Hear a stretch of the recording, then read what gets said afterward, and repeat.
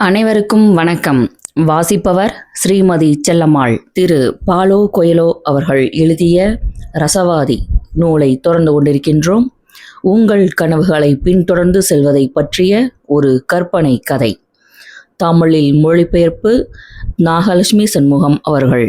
Santiago தன்னுடைய செம்மறி ஆடுகள் தன்னை சார்ந்திருந்தது போல வியாபாரியின் மகள் தன்னை சார்ந்திருக்கவில்லை என்பதால் அவள் அவற்றை விட அதிக முக்கியமானவள் அல்ல என்று அவன் கருதினான்.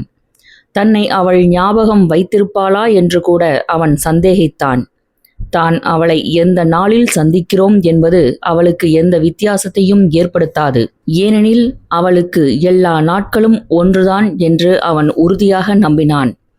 சிலர் எல்லா நாட்களையும் ஒன்று போல கருதுவதற்கு காரணம் தினமும் தங்கள் வாழ்க்கையில் நிகழும் நல்ல விஷயங்களை உணர்ந்து கொள்ள அவர்கள் தவறுவதுதான் என்று சாண்டியாகோ நினைத்தான். நான் என்னுடைய தாயையும் தந்தையையும் என் ஊரின் கோட்டையையும் விட்டுவிட்டு வந்திருக்கிறேன். நான் அவர்களோடு இல்லாதது அவர்களுக்கு பழகி போய்விட்டது. எனக்கும் அது பழக்கமாகிவிட்டது. நான் இல்லாதது என் செம்மறியாடுகளுக்கும் பழகி போய்விடும் என்று சாண்டியாகோ நினைத்தான். தான் உட்கார்ந்திருந்த இடத்திலிருந்து அந்நகரின் கடை வீதியை அவனால் கண்காணிக்க முடிந்தது. மக்கள் அந்த பேக்கரிக்கு தொடர்ந்து வருவதும் போவதுமாக இருந்தனர். அவனும் அந்த முதியவரும் எந்த பெஞ்சில் அமர்ந்து பேசிக்கொண்டிருந்தனரோ அதில் ஓர் இளம் ஜோடி இப்போது உட்கார்ந்திருந்ததை அவன் பார்த்தான். அவர்கள் இருவரும் முத்தமிட்டு கொண்டிருந்தனர். அந்த பேக்கரிக்காரர் என்று தனக்குள் கூறத் தொடங்கிய சாண்டியாகோ அந்த எண்ணத்தை பாதியிலேயே கைவிட்டான். லெவாண்ட் காற்று மென்மேலும் வலுவுற்று கொண்டிருந்தது. அதன் வீச்சை அவன் தன்னுடைய முகத்தின் மீது உணர்ந்தான். கூடவே அந்த காற்று பாலைவனத்தின் வாசனையையும் மோகத்திரை அணிந்திருந்த பெண்களின் வாசனையையும் சுமந்து கொண்டு வந்திருந்தது. தங்கம், சாகசம், பிரமிடுகள் என்று பல்வேறு விஷயங்களை தேடி முன்பொரு காலத்தில் அங்கு சென்ற ஆண்களின் வியர்வையையும் கனவுகளையும் கூட அது தன்னுடன் கொண்டு வந்திருந்தது. காற்றுக்கு இருந்த சுதந்திரத்தை நினைத்து சாண்டியாகோ பொறாமை கொண்டாலும் தன்னாலும் அந்த சுதந்திரத்தை கைவசப்படுத்த முடியும் என்பதை அவன் உணர்ந்தான். இந்த விஷயத்தில் தன்னை தவிர வேறு எது ஒன்றாலும் தன்னை இழுத்து பிடிக்க முடியாது என்பதையும் அவன் அறிந்திருந்தான். தன்னுடைய செம்மறியாடுகளும் அந்த வியாபாரியின் மகளும் ஆண்டலூசியாவின் புல்வெளிகளும் தான் தன்னுடைய கனவை நனவாக்குவதற்கு பயணிக்கின்ற பாதையில் எதிர்ப்படும் படிக்கற்களே என்று அவன் நினைத்தான். மறுநாள் மதிய வேளையில் அவன் அந்த முதியவரை சந்தித்தான். அவன் தன்னோடு 6 செம்மறியாடுகளையும் அழைத்து வந்திருந்தான். அவன் அவரை கண்டவுடன் ஒரு விஷயம் எனக்கு பெரும் ஆச்சரியத்தை ஏற்படுத்தியது. இந்த 6 செம்மறியாடுகளை விட்டுவிட்டு மற்ற எல்லா செம்மறியாடுகளையும் என் நண்பன் என்னிடமிருந்து வாங்கி கொண்டான். தான் ஓர் இடையனாக ஆக வேண்டும் என்றுதான் எப்போதுமே கனவு கண்டு வந்திருந்ததாகவும் இது ஒரு நல்ல சகுனம் என்றும் அவன் கூறினான் என்று விவரித்தான். எப்போதும் இப்படித்தான் நடக்கும். இது சாதக கொள்கை என்று அழைக்கப்படுகிறது. நீ முதன்முறையாக சீட்டு விளையாடும்போது பெரும்பாலும் உனக்கு வெற்றி கிட்டிவிடும். துவக்க ஆட்டக்காரர்களின் அதிர்ஷ்டம் என்று அதற்கு பெயர் என்று அந்த முதியவர் கூறினார். அது ஏன்? ஏனெனில் நீ உன்னுடைய கனவை நிறைவேற்ற வேண்டும் என்று ஒரு சக்தி விரும்புகிறது. அது உனக்கு வெற்றியின் சுவையை கொடுத்துவிட்டு உன்னுடைய பசியை தூண்டுகிறது. இவ்வாறு கூறிய அந்த முதியவர் அந்த செம்மறியாடுகளை ஆய்வு செய்ய தொடங்கினார். முடமான செம்மறியாடு ஒன்று அவற்றில் இருந்ததை அவர் கண்டார். இதை கவனித்த சாண்டியாகோ அது முடமாக இருப்பது ஒரு பிரச்சனை அல்ல, ஏனெனில் மொத்த கூட்டத்திலேயே அதுதான் மிகவும் புத்திசாலித்தனமான செம்மறியாடு, மிக அதிகமான ரோமத்தை கொண்டிருப்பதும் அதுதான் என்று கூறினான். பிறகு புதையல் எங்கே இருக்கிறது என்று அவன் கேட்டான். அது எகிப்தில் பிரமிடுகளுக்கு அருகே இருக்கிறது. இதை கேட்டவுடன் அவன் திகைத்தான். அந்த மூதாட்டியும் இதைத்தான் கூறியிருந்தாள். ஆனால் அவள் அதற்கு அவனிடம் கட்டணம் எதுவும் வாங்கியிருக்கவில்லை. புதையலை கண்டுபிடிப்பதற்கு நீ சகுனங்களை கவனமாக பின்தொடர வேண்டும். கடவுள் ஒவ்வொருவருக்கும் ஒரு பாதையை உருவாக்கியுள்ளார். உனக்காக அவர் விட்டு சென்றுள்ள சகுனங்களை நீ அறிந்து கொள்ள வேண்டும், அவ்வளவுதான்.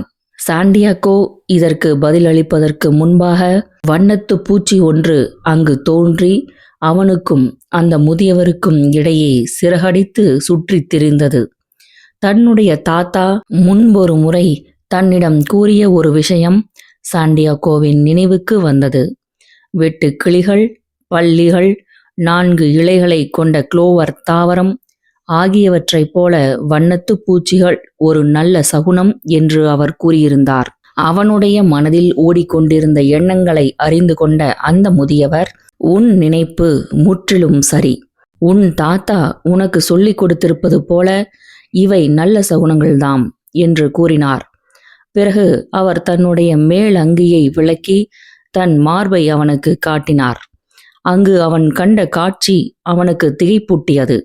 விலை உயர்ந்த நவரத்தின கற்கள் பதிக்கப்பட்ட தங்கத்தால் ஆன ஒரு கனமான மார்பு கவசத்தை அந்த முதியவர் அணிந்திருந்தார்.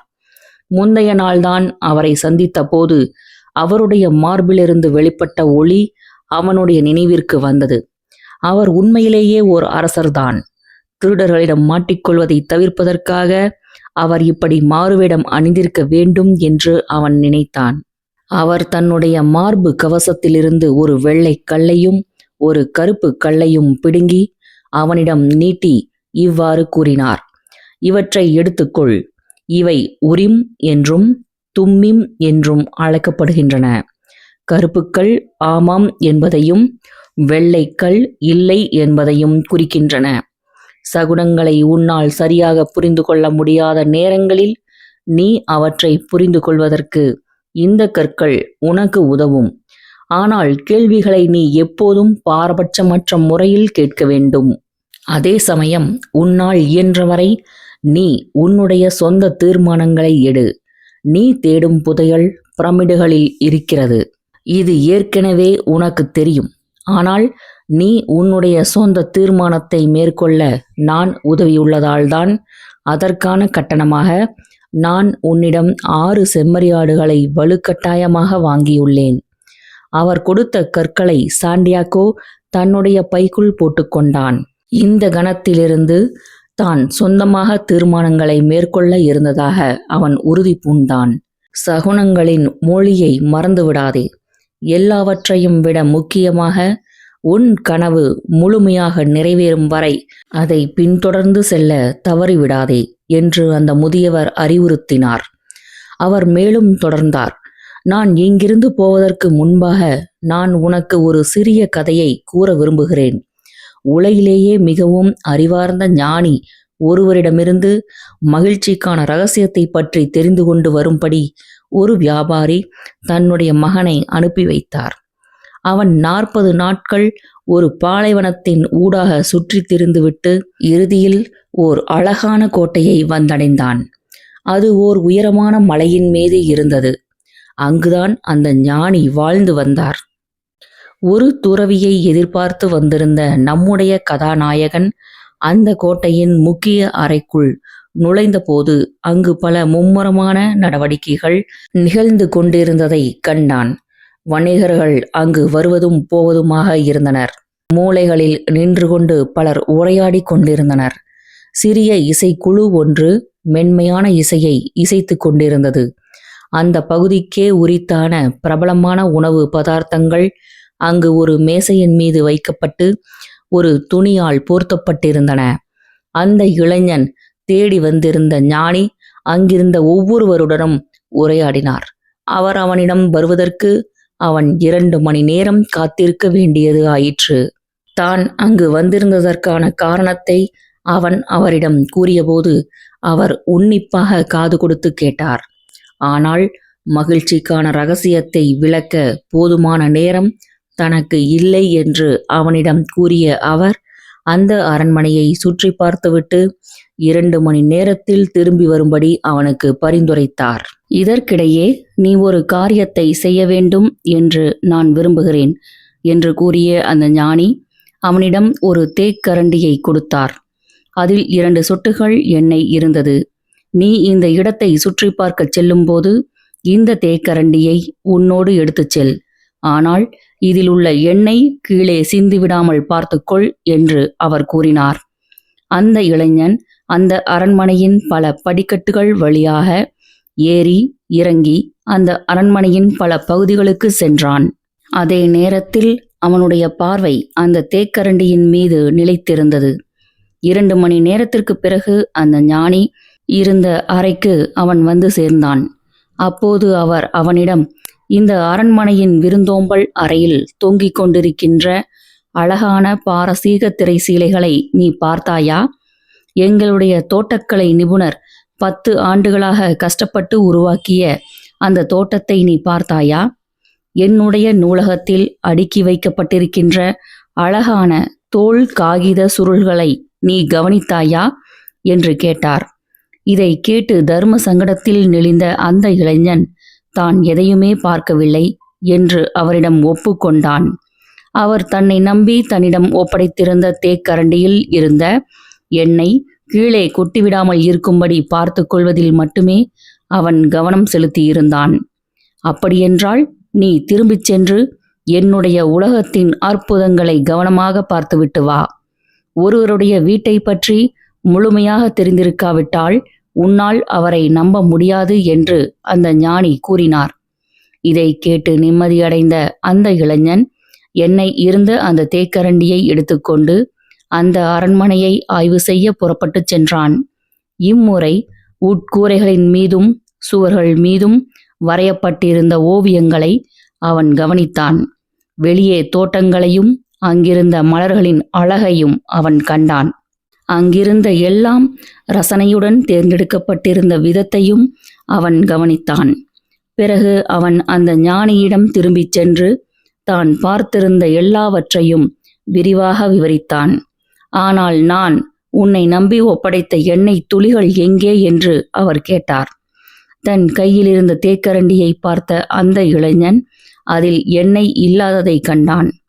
உனக்கு ஒரே ஓர் அறிவுரையை மட்டுமே என்னால் கொடுக்க முடியும் என்று கூறிய அந்த ஞானி, உலகின் அதிசயங்கள் அனைத்தையும் பார்க்கின்ற அதே நேரத்தில் தேக்கரண்டியில் இருக்கும் எண்ணெய் துளிகளையும் மறக்காமல் இருப்பதுதான் மகிழ்ச்சிக்கான ரகசியம் என்று அவனுக்கு அறிவுறுத்தினார். இக்கதையை கேட்டுக்கொண்டிருந்த சாண்டியாகோ எதுவும் கூறாமல் மௌனமாக இருந்தான். அந்த முதிய அரசர் கூறியிருந்த கதை அவனுக்கு புரிந்திருந்தது. ஓர் இடையன் பல இடங்களுக்கு பயணிக்கக்கூடும். ஆனால் அவன் தன்னுடைய செம்மறியாடுகளை ஒருபோதும் மறந்துவிடக்கூடாது. அந்த முதியவர் அவனை பார்த்துவிட்டு தன்னுடைய கைகள் 2ஐயும் குவித்து அவனுடைய தலைக்கு மேலே பல வினோதமான சைகைகளை செய்தார். பிறகு அவர் அவனுடைய செம்மறியாடுகளை ஓட்டிக்கொண்டு அங்கிருந்து போய்விட்டார். தரீஃபாவின் மிக உயரமான பகுதியில் மூர் இனத்தினரால் கட்டப்பட்ட ஒரு பழைய கோட்டையின் சுவரின் மீது சாலேம் நகரின் அரசரான மெல்கிஜிடெக் அன்று மதியம் அமர்ந்திருந்தார். லெவாண்ட் காற்று தன் முகத்தின் மீது வீசிக்கொண்டிருந்ததை அவர் உணர்ந்தார். அவருக்கு அருகே இருந்த செம்மறியாடுகள் இருப்பு கொள்ளாமல் தவித்தன. தம்முடைய புதிய உரிமையாளருடன் இருந்தது குறித்தும் அப்புதிய சூழல் குறித்தும் அவை அசௌகரியமாக உணர்ந்தன. உணவும் நீரும் மட்டுமே அவற்றிற்கு தேவையாக இருந்தன. துறைமுகத்திலிருந்து புறப்பட்டு கொண்டிருந்த ஒரு சிறிய கப்பலை மெல்கிஜிடெக் கண்காணித்தார். சாண்டியாகோவை இனி ஒருபோதும் தான் பார்க்கப் போவதில்லை என்று அவர் நினைத்தார். அவருடைய வேலை முடிந்துவிட்டிருந்தது. ஆனால் சாண்டியாகோ வெற்றி பெற வேண்டும் என்று அவர் பெரிதும் விரும்பினார். துரதிருஷ்டவசமாக அவன் என்னுடைய பெயரை சீக்கிரம் மறந்துவிடப் போகிறான். நான் அதை ஒரு சில முறை அவனிடம் சொல்லி காட்டியிருக்க வேண்டும். அப்போது அவன் என்னை பற்றி பிறரிடம் பேசும்போது நான் சாலேம் நகரின் அரசனான மெல்கிஜிடெக் என்று அவன் கூறியிருப்பான் என்று அந்த முதியவர் நினைத்தார். பிறகு அவர் விண்ணை நோக்கி பார்த்துவிட்டு ஒரு தர்ம சங்கடமான உணர்வுடன், கடவுளே, இது வீணான தற்பெருமை என்று எனக்கு தெரியும். ஆனால் ஒரு கிழட்டு அரசன் சில சமயங்களில் தன்னை குறித்து சிறிது பெருமிதம் கொள்ள வேண்டியிருக்கிறது என்று கூறினார். ஆப்பிரிக்கா மிகவும் வினோதமாக இருந்ததாக சாண்டியாகோ நினைத்தான். டேஞ்சியர் நகரின் குறுகலான தெருக்களில் அவன் பார்த்திருந்த மது விடுதிகளை ஒத்த ஒரு மது விடுதியில் அவன் உட்கார்ந்து கொண்டிருந்தான். சிலர் ஒன்றாக கூடி அமர்ந்து கொண்டு ஒரு பெரிய குழாயிலிருந்து ஒவ்வொருவராக புகைப்பிடித்து கொண்டிருந்தனர். ஒரு சில மணி நேரத்தில் அவன் எண்ணற்ற காட்சிகளை கண்டிருந்தான். ஆண்கள் ஒருவரோடு ஒருவர் கைகோர்த்து நடந்து சென்றிருந்ததையும், பெண்கள் தங்கள் முகங்களை துணிகளால் மூடியபடி நடமாடியதையும், மத போதகர்கள் கோபுரங்களின் உச்சியில் நின்று கொண்டு சில வாசகங்களை ஓதிய போது மற்றவர்கள் எல்லோரும் மண்டியிட்டு அமர்ந்து தங்களுடைய நெற்றிகளை நிலத்தின் மீது வைத்ததையும் அவன் பார்த்திருந்தான். கிறித்தவத்தை நம்பாதவர்களின் ஒரு பழக்கம் இது என்று அவன் தனக்குள் கூறிக்கொண்டான். அவன் சிறுவனாக இருந்தபோது வெள்ளை குதிரையின் மீது அமர்ந்திருக்கும் புனிதரான சாண்டியாகோ மட்டமொராஸின் உருவத்தை தேவாலயத்தில் அவன் பார்த்திருந்தான். அவர் தன் வாளை அதன் உறையிலிருந்து உருவி தன் கையில் வைத்திருந்தார். கிறித்தவ மதத்தை எதிர்த்தவர்கள் அவருடைய குதிரை குளம்புகளுக்கு கீழே மிதிபட்டு கிடந்தனர். சாண்டியாகோவுக்கு இப்போது ஓர் அசௌகரியமான உணர்வு ஏற்பட்டது. தனிமை உணர்வால் அவன் துன்புற்றான். அவனுடைய உடல் சற்று பலவீனமடைந்தது. கிறித்தவத்தை நம்பாதவர்கள் தீயவர்கள் போல தோன்றியதாக அவன் நினைத்தான். இது ஒரு புறம் இருக்க, அவசரத்தில் அவன் ஒரே ஒரு விபரத்தை மறந்து போயிருந்தான். ஆனால் அவன் தன்னுடைய புதையல் இருந்த இடத்தை சென்றடைவதை வெகு காலம் தள்ளி போடக்கூடிய ஒரு விபரமாக அது இருந்தது. இந்த நாட்டில் அரபு மொழி மட்டுமே பேசப்பட்டது என்பதுதான் அது. அந்த மது விடுதியின் உரிமையாளர் அவனை அணுகிய போது தனக்கு அடுத்து இருந்த மேசையில் இருந்தவர்கள் பருகிக் கொண்டிருந்த ஒரு பானத்தை அவன் அவருக்கு சுட்டிக்காட்டினான். அது ஒரு கசப்பான தேநீர் என்பது பின்னர்தான் அவனுக்கு தெரிய வந்தது. ஆனால் சாண்டியாகோ ஒயினை விரும்பினான். ஆனால் அதை பற்றி இக்கணத்தில் அவன் கவலைப்பட வேண்டியிருக்கவில்லை. ஏனெனில் தன்னுடைய புதையலை பற்றியும் தான் அதை அடையவிருந்த விதத்தை பற்றியும் மட்டுமே அவன் இப்போது அக்கறை கொள்ள வேண்டியிருந்தது. அவன் தன்னுடைய செம்மறியாடுகளை விற்றதிலிருந்து போதுமான பணம் கிடைத்திருந்தது. பணத்தில் மாயாஜாலம் இருந்ததையும், யாரிடம் பணம் இருந்ததோ அவர் உண்மையில் ஒருபோதும் தனியாக இருப்பதில்லை என்பதையும் சாண்டியாகோ அறிந்திருந்தான். இன்னும் ஒரு சில நாட்களில் தான் பிரமிடுகளை சென்றடைந்து விடுவோம் என்று அவன் தன்னைத்தானே சமாதானப்படுத்தி கொண்டான். தங்கத்தால் ஆன மார்பு கவசத்திற்கு சொந்தக்காரரான ஒரு முதியவர் வெறும் 6 செம்மறியாடுகளை பெறுவதற்காக நிச்சயமாக பொய் சொல்லியிருக்க மாட்டார் என்று அவன் நம்பினான். அறிகுறிகள் மற்றும் சகுனங்களை பற்றி அந்த முதியவர் பேசியிருந்தார். சாண்டியாகோ அந்த நீர்ச்சந்தியை கடந்து கொண்டிருந்த போது சகுனங்களை பற்றி நினைத்து பார்த்திருந்தான். அந்த முதியவர் விபரமானவர்தான் என்பதை அவன் உணர்ந்தான். ஆண்டலூசியாவின் புல்வெளிகளில் அவன் நேரம் செலவிட்டிருந்த போது வானத்தையும் பூமியையும் கண்காணித்ததன் மூலம் தான் எந்த பாதையை பின்பற்றி செல்ல வேண்டும் என்பதை கண்டுபிடிக்க அவன் கற்றுக்கொண்டிருந்தான். குறிப்பிட்ட ஒரு பறவை ஓரிடத்தில் இருந்தால் அருகே எங்கோ ஒரு பாம்பு இருந்தது என்று அர்த்தம் என்பதையும், குறிப்பிட்ட புதர் செடி ஒன்று எங்கேனும் இருப்பது அருகே அப்பகுதியில் தண்ணீர் இருந்ததற்கான ஓர் அறிகுறி என்பதையும் அவன் கண்டுபிடித்திருந்தான். செம்மறியாடுகள் அவற்றை அவனுக்கு கற்றுக் கொடுத்திருந்தன. கடவுளால் செம்மறியாடுகளை மிக சிறப்பாக வழி நடத்தி செல்ல முடிகிறது என்றால் அவர் ஒரு மனிதனையும் வழி நடத்துவார் என்று அவன் நினைத்தான். அது அவனுக்கு நிம்மதியை கொடுத்தது. இப்போது அந்த தேநீரின் கசப்பு சற்று குறைந்திருந்தது போல அவனுக்கு தோன்றியது. யார் நீ என்று ஸ்பானிய மொழியில் ஒரு குரல் அவனிடம் கேட்டது. அதை கேட்டு அவன் நிம்மதி அடைந்தான். தான் சகுனங்களை பற்றி சிந்தித்து கொண்டிருந்த போது யாரோ ஒருவர் அங்கு தோன்றியிருந்தது அவனுக்கு உற்சாகமூட்டியது. நீங்கள் இங்கே எப்படி ஸ்பானிய மொழியில் பேசுகிறீர்கள் என்று சாண்டியாகோ கேட்டான். ஸ்பானிய மொழி பேசிய அந்த இளைஞன் மேற்கத்திய ஆடை அணிந்திருந்த போதிலும் அவன் இந்நகரை சேர்ந்தவன் என்பதை அவனுடைய தோளின் நிறம் உணர்த்தியது. வயதிலும் உயரத்திலும் அவன் சாண்டியாகோவை ஒத்திருந்தான். இங்கு கிட்டத்தட்ட எல்லோரும் ஸ்பானிய மொழி பேசக்கூடியவர்கள். ஸ்பெயின் இங்கிருந்து 2 மணி நேர தூரம் மட்டுமே என்று அந்த இளைஞன் கூறினான். இங்கே வந்து உட்கார்ந்து கொள்ளுங்கள். நான் உங்களுக்கு ஏதேனும் வாங்கித்தர விரும்புகிறேன். ஆனால் எனக்காக ஒரு கிளாஸ் ஒயின் மட்டும் கேளுங்கள்.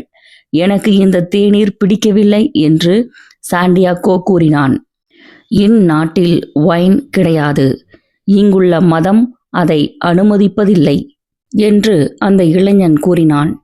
பிரமிடுகள் இருந்த இடத்திற்கு தான் போயாக வேண்டும் என்று சாண்டியாகோ அவனிடம் கூறினான்.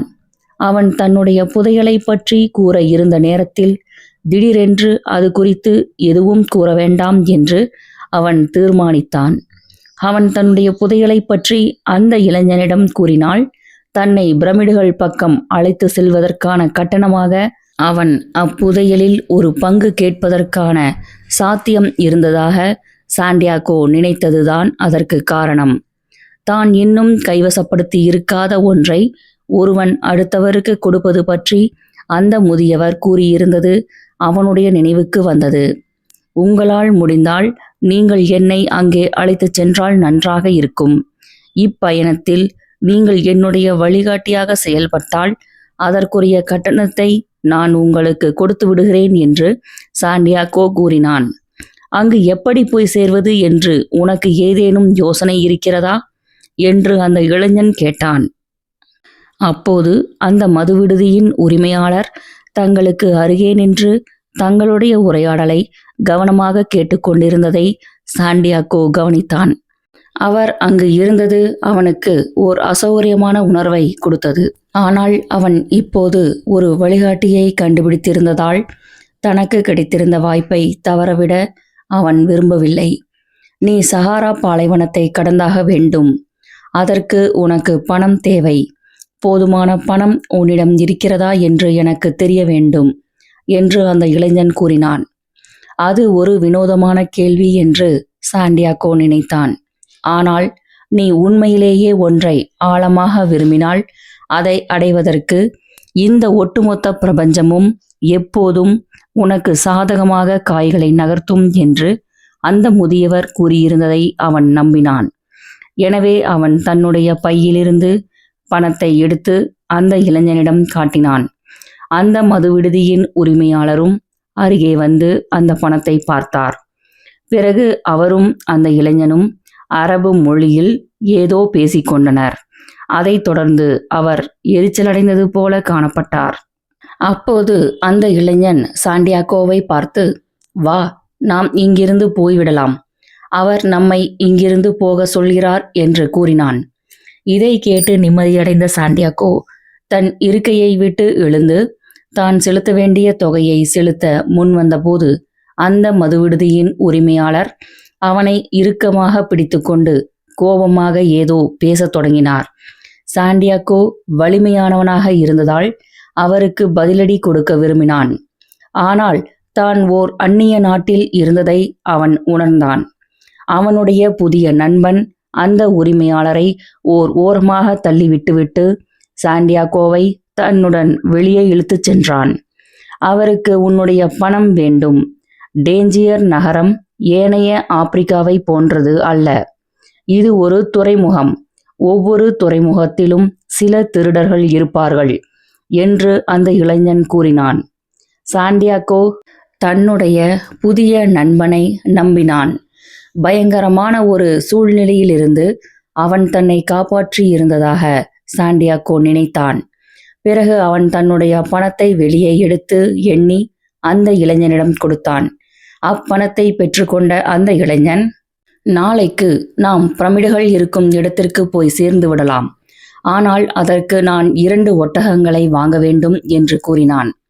டேஞ்சியரின் குறுகலான தெருக்கள் வழியாக அவர்கள் இருவரும் சேர்ந்து நடந்தனர்.